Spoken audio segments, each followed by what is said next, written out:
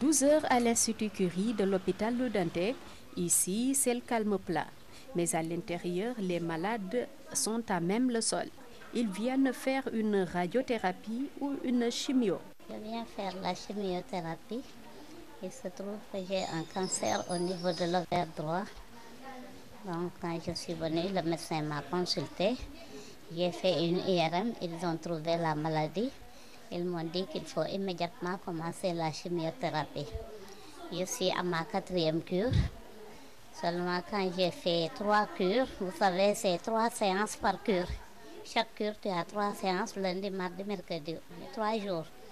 Donc quand j'ai fait les 3 séances, j'ai eu un problème d'anémie. Il a fallu donc faire une transfusion sanguine. Je devais faire ça depuis le 4, la 4e cure, mais on avait un problème de sang. Donc on a cherché par-ci, par-là. Heureusement que mes enfants avaient le même groupe sanguin que moi. Donc ils ont pu me faire la transfusion sanguine. J'ai refait une analyse. Ils ont vu que je peux continuer la chimio. Ainsi, j'ai commencé ce matin ma 4e cure. Les malades font un véritable parcours de combattants pour faire leur traitement parce que les médicaments coûtent excessivement cher. 150 000 francs pour la radiothérapie, 30 à 80 000 francs pour la chimiothérapie. Les ordonnances sont trop chères. Moi, je dépense 45 000 par semaine. L'ordonnance du chimio, parce qu'elle est cancéreuse aussi, elle est diabétique. Chaque cure, c'est 320 000, plus les analyses et les taxis aller et retour de la maison à ici et tout cela. Donc chaque cure, ça te revient à peu près à 340 000, les analyses comprises.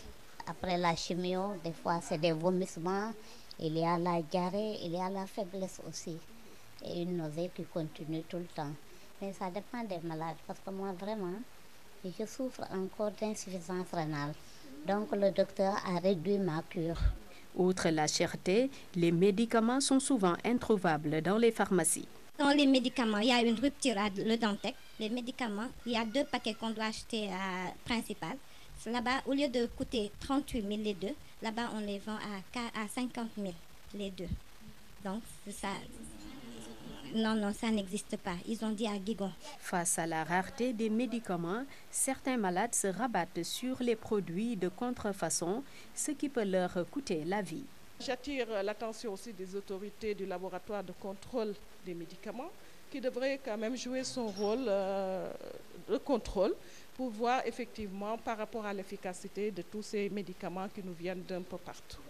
Pourtant, le défunt ministre de la Santé, Issa Mbaye Samb, avait eu la généreuse idée d'inscrire les médicaments de cancer dans le lot des génériques.